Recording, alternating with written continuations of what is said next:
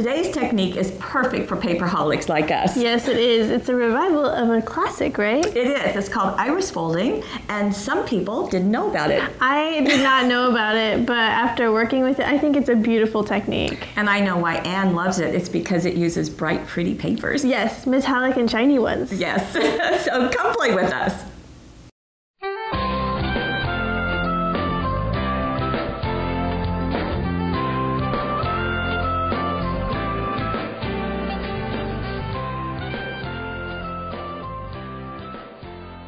Now, my understanding is this started in Holland, as many paper things do.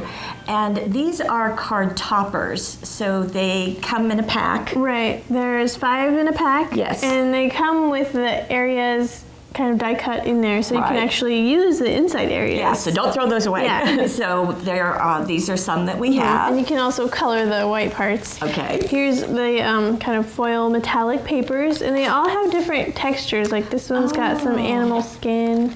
There's like stars.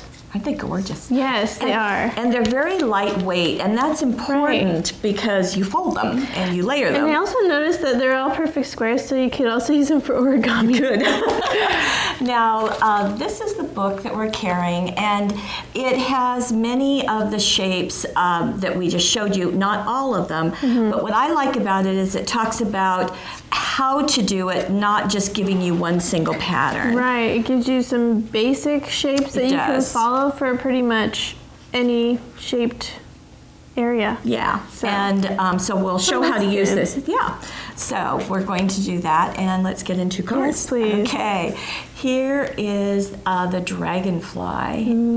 And so what you do is you take the topper, turn it over onto the pattern, and you've got the pattern? Yes, I do have the pattern. I just did a photocopy right there. Okay, and then you start forming your pieces of paper and layering them. Now, this isn't the one you're going to demonstrate. This is the same topper. I thought it might be nice to see another version where it's cut down. And it's like a horizontal card. So, so this one is using the silver, the blue, the purple, and the red in the middle. Right. And actually, one thing before we get started, let's get in really close, because both of these, you're not iris folding the body.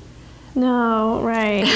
You're just covering it. So there it's red, and there it's purple. And this dragonfly has antenna, whereas the other one doesn't. Oh, okay, so that was drawn on. Okay, optional antenna. So, so I need to give you the topper. That would be great. Okay. So the first thing I like to do is color in the areas which I'm going to put the corresponding paper on.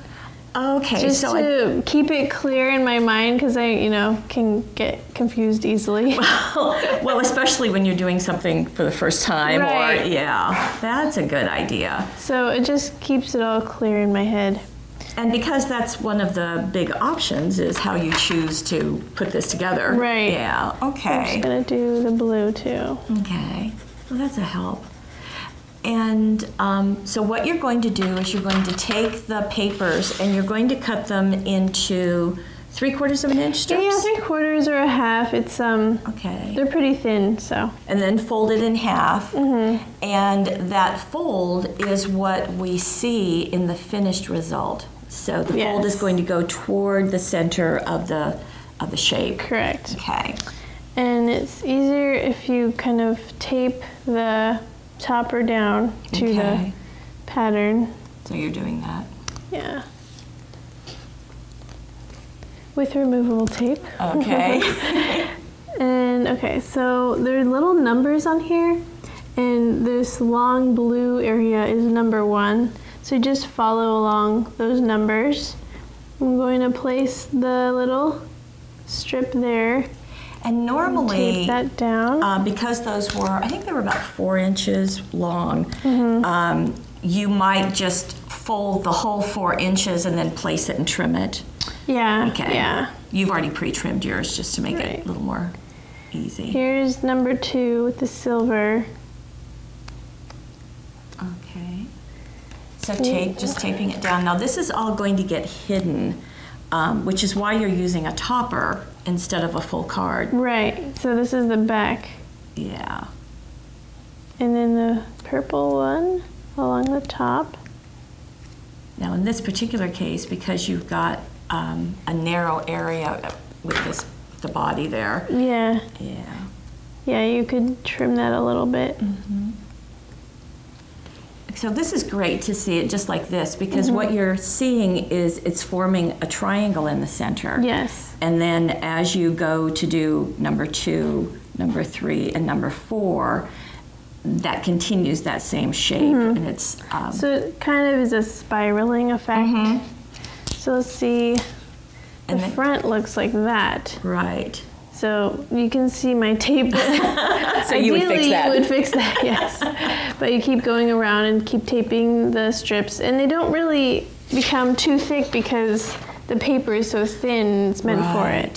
So this is one option, is that you can trim it down close to the shape, the image, and then put it on the front of a card as it's been done here, and do Pretty some little embellishing. bud there. Yeah, that's one of the Thin Mints from Karen Foster. And I like how the paper has been used to mat this tag. Kind of gets that silver in 3 areas. Yeah, you don't have to only use the paper for the body. You can use it all around your card or for matting or anything. Feel free, huh? Yeah. And then on the inside, I thought this was really clever, is how cute. Teresa used the inside areas and did some chalking on those. Inking. Or inking, right. And again, so ways to go. Now, this music note has a different process going on. Yes. At least it turned out differently, okay? So we don't see the spiraling colors, but what I love about this, Anne, is that the top of our note, and it makes like a little note on the inside. Yeah, so I actually kind of changed the conventional design a bit and added these 2 shapes to the blue. Okay. And so you can follow the pattern in the book, or you can use your own pattern. Okay. Well, that's always nice. Yeah. Now, this is, what stamp is this? This is the Edges and Borders stamp. Oh, it just works perfectly. There it is. And it actually, these stamps are one of my most favorite stamps because they're so versatile. These are the music notes. Okay. And it went perfectly with my Just a Note card. It does. It's just perfect. And on the inside, okay, so you've used that the evacuated area. So and I also inked it with a stylus and a blending tip. Really easy. You just dab it on the ink pad and then dab it all over your white piece. Okay, so it gives kind of that mottled texture. Yeah. Very nice. Now, Teresa has also done something for us. Now, the shapes is what's very traditional, I think, in iris folding. But she decided, as Teresa does, is to do something different. And she's just cut out a rectangle on the front of her card. And the same thing. And this is actually from her Christmas DVD that's coming out that we'll tell you about. Yeah, sneak peek.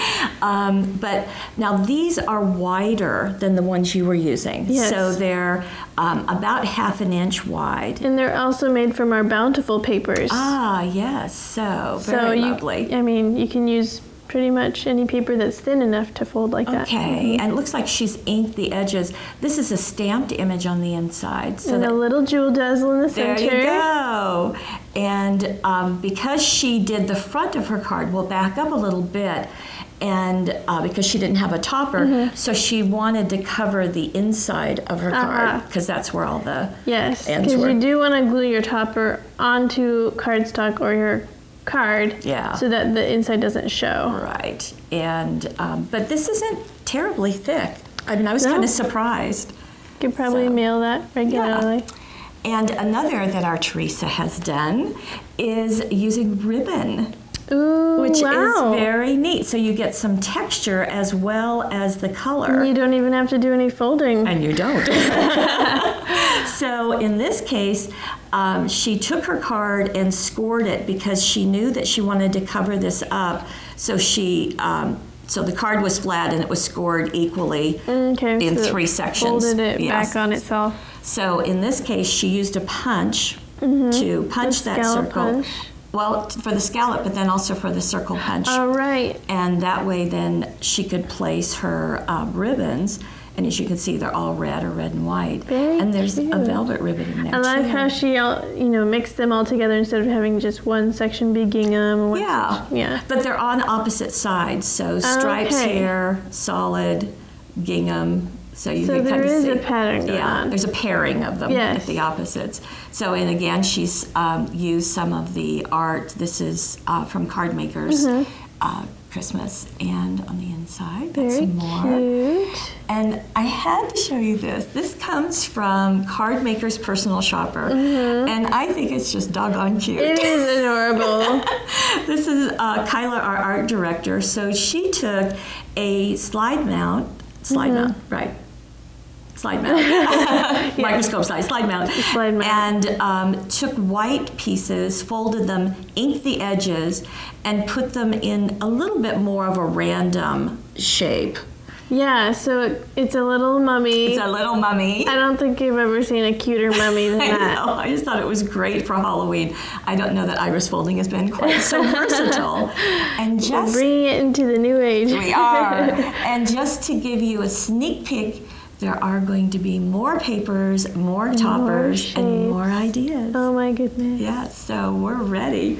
So iris folding is a good deal, right? I agree.